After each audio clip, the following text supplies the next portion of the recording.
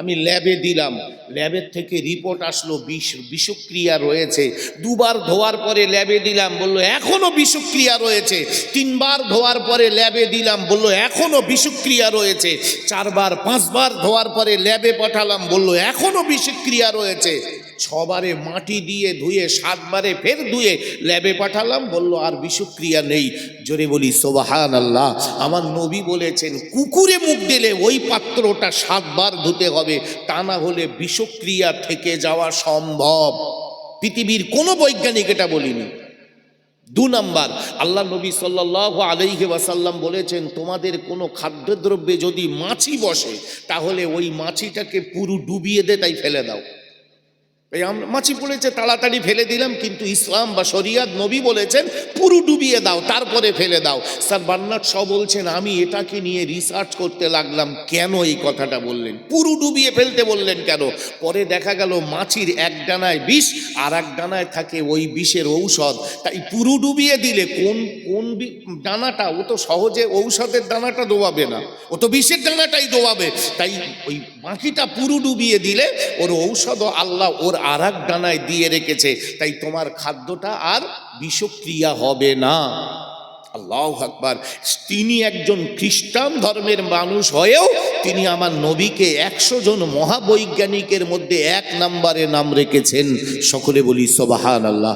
এই বিশ্বনবী, সেই নবীর মহাব্বতে আমরা বসিছি, সেই নবী আমাদের নবী, এটা আমাদের গর্ব। সেই নবীকে আল্লাহ কোরআন দিয়ে বললেন হে নবী, ওরা এবারে তোমাকে যেমন ভাবে মূর্খ বলছে, ওরা যেমন ভাবে তোমাকে অপদস্থ করতে যাচ্ছে, তুমি চ্যালেঞ্জ ছুড়ে দাও।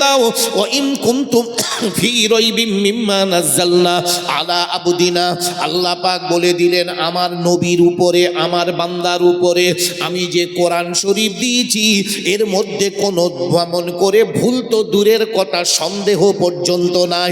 যদি তোমাদের মনে হয় এতে সন্দেহ আছে, ভুল আছে, ফাতু বিসূরাতিম মিন মিসলি, তবে এই ধরনের কিতাব একটা নিয়ে আসো, এই ধরনের একটা সেন্টেন্স বাক্য তোমরা নিয়ে আসো। অদউ শুহাদাকুম মিন দুনিল্লাহ, আল্লাহ ছাড়া যদি তোমাদের কোনো মাবুদ মাওলা থাকে তার সাহায্য নাও। ইন কুনতুম সাদিকিন, যদি তোমরাই সত্যবাদী হও, যদি তোমরা সত্যবাদী হও, কোরআনের মতো একটা কিতাব, একটা বই, একটা সেন্টেন্স, একটা সূরা, একটা বাক্য তোমরা নিয়ে আসো। আল্লাহ ছাড়া অন্য কোনো রব যদি থাকে তার সাহায্য নিতে পারো। এই পেরেছে পৃথিবীর শুরু থেকে এই পর্যন্ত, এই কোরআন আসার পর থেকে কিয়ামত পর্যন্ত এই কোরআনের বিকল্প কেউ পারিনি, পারবেও না, কেউ পারিনি আর পারবেও না। আল্লাহু আকবার। কোরআন এমন একটা কিতাব, তাই তো বিশ্ব নবী বললেন তোমরা যদি দুটো জিনিস ফলো করে চলো, তারাকতু ফীকুম আমরাইন, আমি তোমাদের মাঝে এমন দুটো জিনিস রেখে যাচ্ছি, একটা কিতাবুল্লাহ, একটা সুন্নাতে রাসূলুল্লাহ, একটা হলো কোরআন শরীফ আর একটা নবীর সুন্নাত বা হাদিস শরীফ। এই দুটোকে যদি তোমরা ফলো করো, তোমরা কি হবে? লাঞ্ছিত, অপমানিত, হেয় প্রতিপন্ন, পদদলিত, পদস্খলিত তোমরা হবে না। ভাই আমরা বলি, মুখে বলি কোরআন মানি, কিন্তু কোরআন মেনেছিল কারা জানেন? আল্লাহু আকবার। ভাই ইসলামের প্রথম আর্ধে মদ হারাম ছিল না।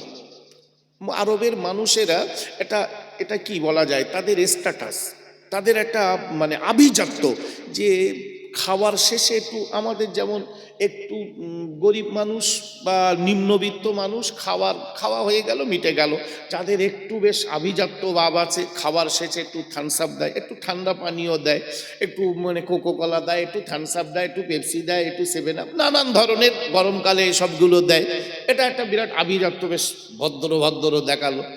তো মক্কার মানুষের এরম ছিল, খাবার শেষে একটু মদ না দিলে বলে এরা লোক ভালো না, মদ দেয়নি, একটু একটু মদ দিলে বেশ ভালো। আলহামদুলিল্লাহ এটা ছিল। তো প্রথমার্ধে তো মদ হারাম হয়নি, প্রথমার্ধে মদ, তারা ইসলামে কলেমা পড়ে মুসলমান ছিল, কিন্তু মদ হারাম হয়নি, মদ নিষেধ হয়নি।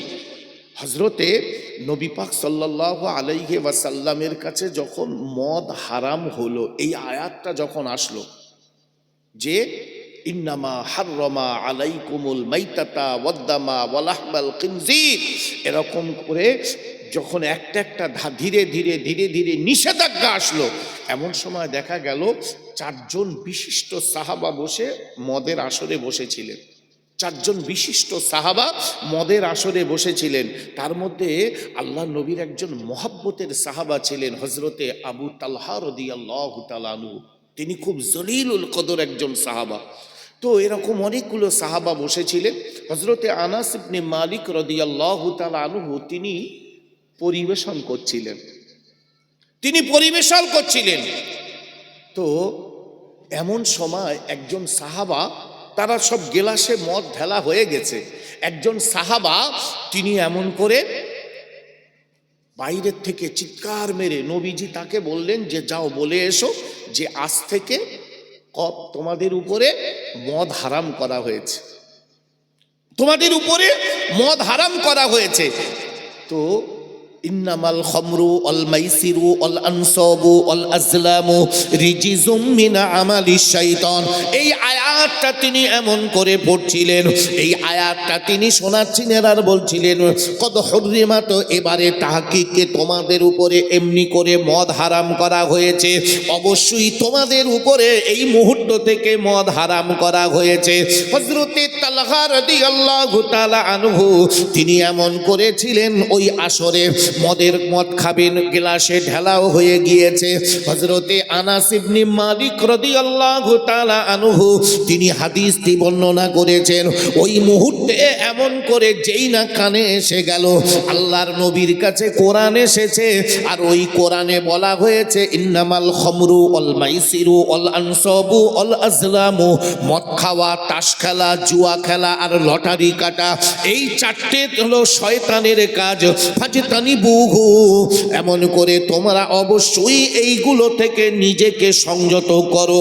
এই আয়াতটা শোনার পরে সঙ্গে সঙ্গে বললেন মদের ডাব্বাটাও ভেঙে দাও আর মদের গ্লাসগুলো এখান থেকে সরিয়ে দাও।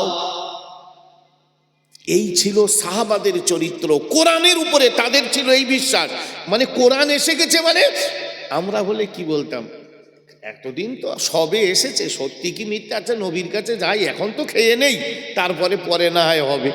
কিন্তু যেই এসেছে, নবী বলেছেন, এই কথাটা কানে আসার পরে সঙ্গে সঙ্গে তারা ফেলে দিল। বিশ্ব নবীর কাছে গেলেন, নবী বললেন কোরআনের আয়াত এসেছে, আজ থেকে তোমরা আর কেউ মদ্যপায়ী থাকবে না, মদ তোমরা খাবে না, এতদিন যা করেছো। যেমন কোরআনে এসেছে যে সাহাবারা নামাজ পড়তেন, কোরআনে এসেছে যে তোমরা যখন নামাজ পড়ো তখন তোমরা যেন নেশা অবস্থায় থেকো না। এর দ্বারা বোঝা যায় যে তাদের নেশা ছিল, ওই অবস্থায় নামাজও পড়তো, নামাজের ভিতরে ছিল, কারণ তখন কোরআনের এই মদ খাওয়া নিষেধ এটা তখনও আসেনি। তো এই রকম তাদের কাছে কোরআনের মূল্য ছিল, যেমন যখন এসেছে সঙ্গে সঙ্গে তারা সেগুলোর উপরে ঈমান এনেছে।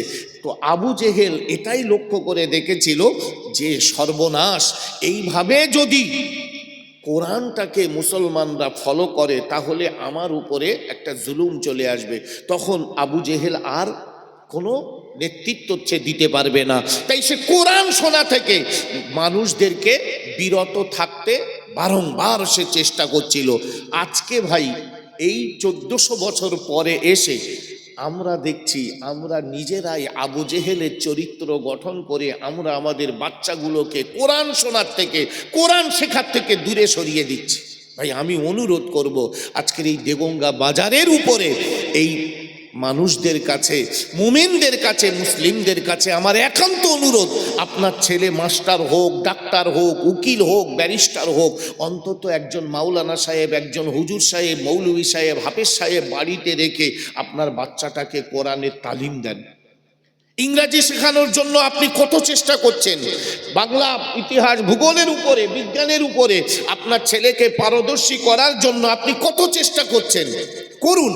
অবশ্যই বর্তমান প্রতিযোগিতামূলক পরিবেশে আপনার ছেলে এগিয়ে যাবে, ভালো একটা সুন্দর সে এডুকেটেড হবে, এটা আমাদের কাছে গর্বের, এটা আমাদের কাছে আনন্দের। কিন্তু আশ্চর্য লাগে, আমার একটা ঘরের মা গাইনো ডাক্তার হলো, গাইনো ডাক্তার হলো, একজন মহিলা, কিন্তু কোরআন না জানার কারণে তার ভিতরে মানবিকতা নেই, তার ভিতরে ইসলাম বিরোধী কার্যকলাপ। আমি বাস্তব, তার একদম বাস্তব বলছি। আমি আলট্রাসোনোগ্রাফি মানে ইউনিটের সামনে গিয়ে পুরো একটা প্রয়োজন, আমার এক খুব নিকট আত্মীয় তো অসুস্থ,